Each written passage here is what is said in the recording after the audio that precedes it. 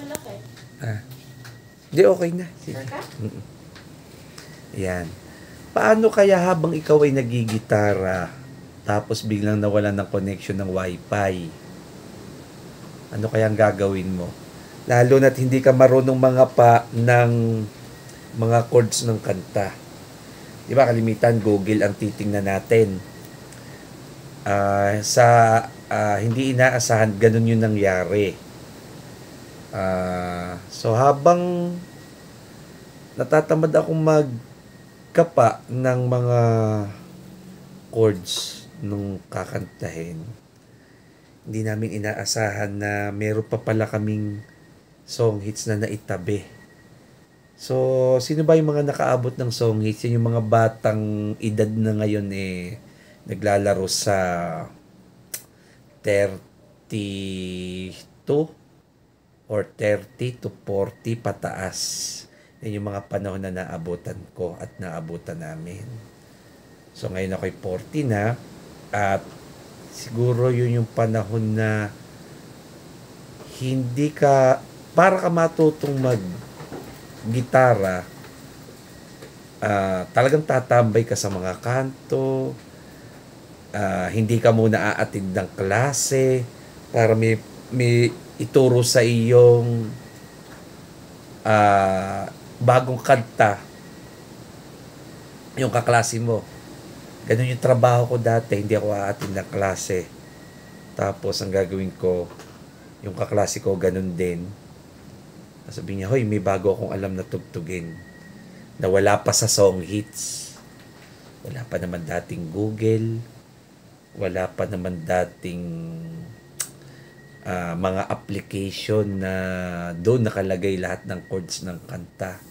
So dati kami, yung panahon namin, mga batang 90s, meron kami tinatawag na song hits. Etong song hits, eto. Pag sinabing song hits, yan. Dito lahat nakalagay. Yan o, timo ha. Yung ipapakita ko sa inyo, ito o. Nakalagay, Book 3 1997 edition. Year 1997, kung hindi ako nagkakamali, ako ay first year high school nito. Inaabangan lagi ng mga manganganta ng panahon namin at inaabangan din ng mga manunugtog, lalo na ang mga nagigitara, ang tinatawag na song hits. So, ang laman nito, yung mga usong kanta ng panahon na namin. Pag ikaw ay nakabili ng song hits sa panahon namin, nagre-range ang presyo ng ganitong kanipis na song hits. Mula 15 pesos hanggang 50 pesos. Itong mga ganitong song hits. Yung song hits na yan, naandyan lahat yung mga kanta. At yung kagustuhan ko dito, naandito yung mga chords. Yung araw kasi, lalong-lalo na itong Apo. Ang hirap kasi kapain nito sa gitara, sa totoo lang. Mga kanta ng Apo, yung When I Met You. Mahirap to kapain eh. Papakita ko sa inyo ha. Ito. Ayan. Kung makikita nyo dyan, yung When I Met Yung yan, napaka-irregular ng chords niyan eh. Ang dami niyang chords. Kaya kami mga magigitara noon, hirap namin tong kapain. Itong mga ganitong mga, ang chords ay, ang dami oh. Yan oh. Yan. Kasi pag ang chords ay umiikot lamang sa G, D, E minor, C, or paiikutin lang yung mga yon, madali siyang kapain kasi nandun yung succession nung, kumbaga, yung areglo or yung ikot ng kanta. Ano ba yung mga kantang may gano'n na madaling kapain, katulad ng kanta ng Parokya ni Edgar, kanta ng River Maya, kanta ng Eraserheads, kanta ng Green Department, ano pa ba yung kapanahon na namin, Shakol, kanta yan ng Shakol, kanta ng Datit, Yan yung mga madadali ang chords. Lalong-lalo na yung parokya ni Edgar. Paulit-ulit lamang yon ng ganun ng kanta. Pero yung mga apo, yan. Ang galing oh. Nakakatuwa nung nakita ko tong song hits na to. Pero yung mga kanta ng apo, hiking, eto, nako. Itong kanta ng Queen. Grabe yan, mahirap yung kapain. Ayan oh, yung mga Bohemian Rhapsody. Yan. Mahirap yung kapain. Unlike ngayon, manonood ka lang na YouTube, gagayahin mo na lamang kung anong part ng fret sa gitara, matutugtog mo na. Kami nung araw, nagsimula ako mag-gitara grade 4, may hawak na akong gitara. Sarili ko ring diskarte sa pagtuturo. Pakikinig ang ginagamit namin. Halimbawa ay papakinggan namin yung kanta na uso sa specific na oras, yung time na yon. Papakinggan namin yon, sisiprahin namin sa gitara. Halos 1 linggo sa mga kagaya kong beginner dati talaga na mano-mano namin ginagawa yung pagtugtog at saka yung pagkuha nung kanta. Kaya nakakatuwa yung mga gitarista dati. Alam mo talagang ang gagaling, ang lulupit mag-gitara. Kasi ngayon, more on more on imitation. Ano ba yung imitation? Yung paggaya sa kung ano yung napapanood for example, from YouTube to you. Para papunta sa'yo. Then gayahin mo lang. Then practice hanggang ma-perfect mo. Dati kami talagang nonotahin mo, iisa-isahin mo yung bawat part nitong gitara. At sa pagkakaintindi ko, noong kami ay natugtog, lalong-lalo na't 2 ang gitarang ginagamit namin, hindi pa namin alam kung yung pagtotono ng gitara. Sabi ko, kailangan pa lang itono para makatugtog. Hindi, basta kami na natugtog. Ganun yung style ng mga gitarista dati. Kung ako'y papipiliin, napakaswerte ng mga gitarista ngayon, yung mga pinanganak ng 2000 pataas, kasi nando sila yung sa part na napakadali ng maggitara. Ang kailangan mo na lang ay tiyaga at saka yung dedikasyon mo na maggitara. Dati kasi talaga pag hindi teka, wait muna, bigla ko lang nakita. Ito ay ang presyo nitong rock and roll na to na song hits ay 60 pesos. Galing 60 pesos. Yan. Diba nakakatuwa? Yung makakita ka ng ganitong uri ng libro na kung tawagin ay song hits, nabuhay pa rin hanggang sa ngayon. Kung 1997, ilang taon na to? Halos 20, 30 years na. Halos ganun. Pero hanggang ngayon, buhay pa rin, Galing. Na-preserve tong song hits na to. Dati ako, ang daming ganito. Hinihingi ko sa aking mga kaklase. Yung iba naman pinag-iipunan ko. Lumalaban ako sa touching. Tsaka yung mga sugal dati nung araw para makabili ng song hits. Yun yung style ko para magkapera. Yung All My Life, kanta ng Amerika, Ito pa, Ayan. Diba ang galing?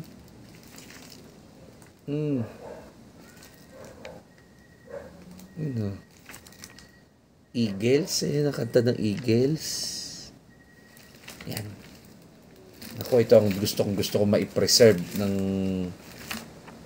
ano yan, yung mga kanta ng batang-bata ka pa. Pumapatak ang ulan. Yan.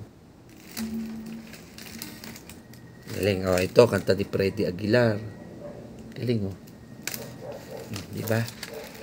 So, ganyan ang sistema at style ng mga kabataan noon sa larangan ng pagigitara. Gumagamit kami nitong song hits.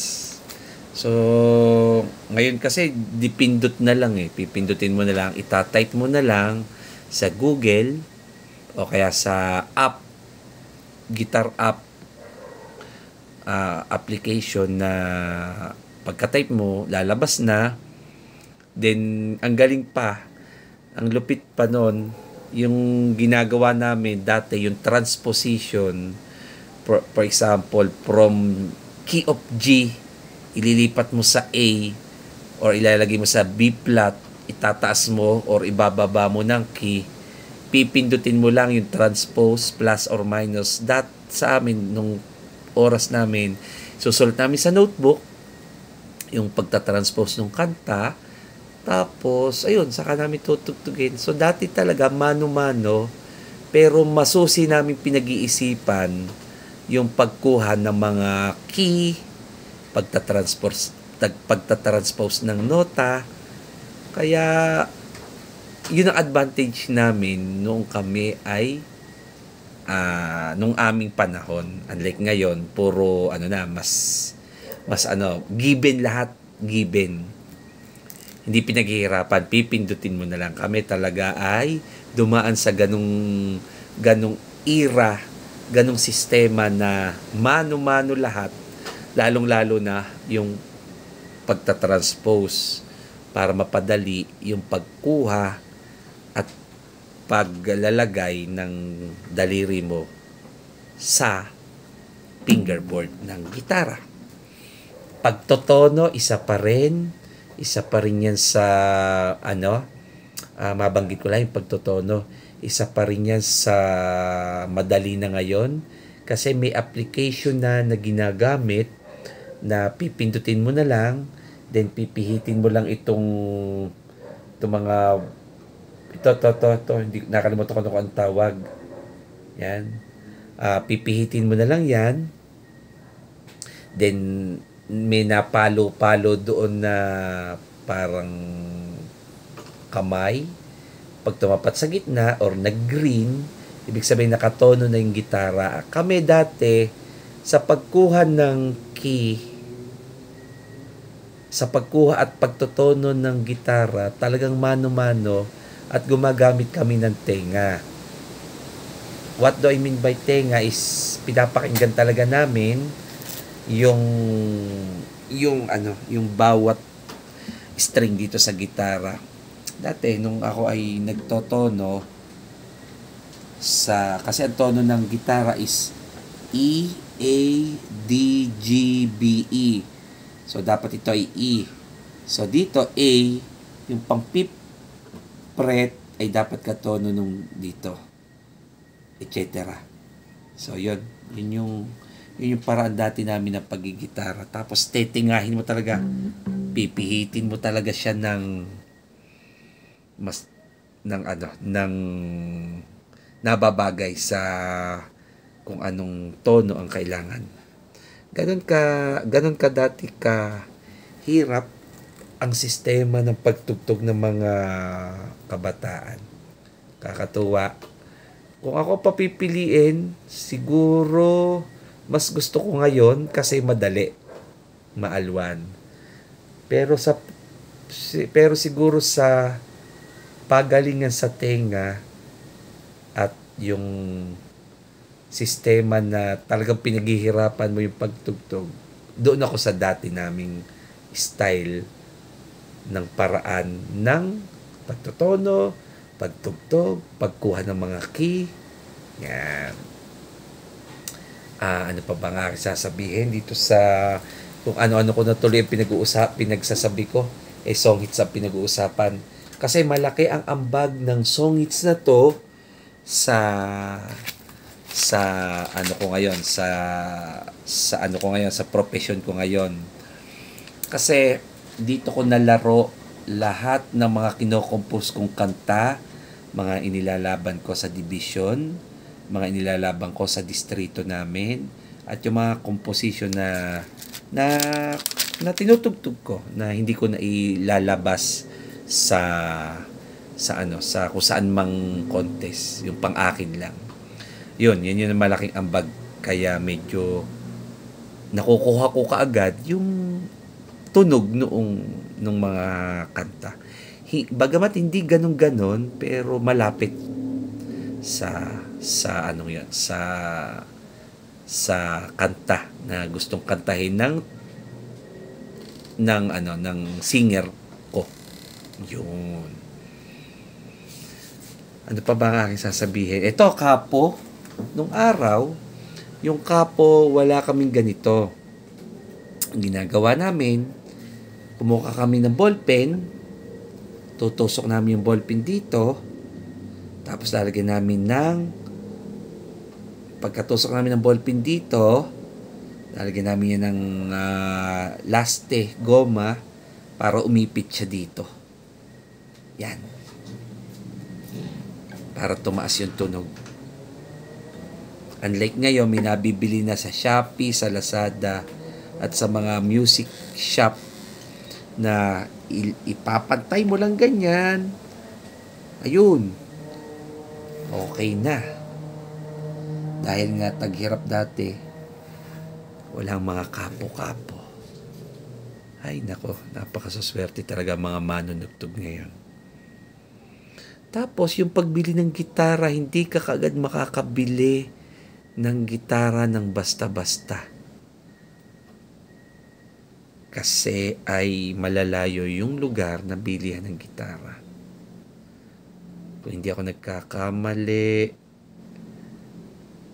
ang bili ko pa sa gitara ko ay 600. Yung 600 na yon, kung i-convert sa ngayon, baka nasa mga 6,000 hanggang 10. Yung gitarang yon ay nabili pa sa Tagaytay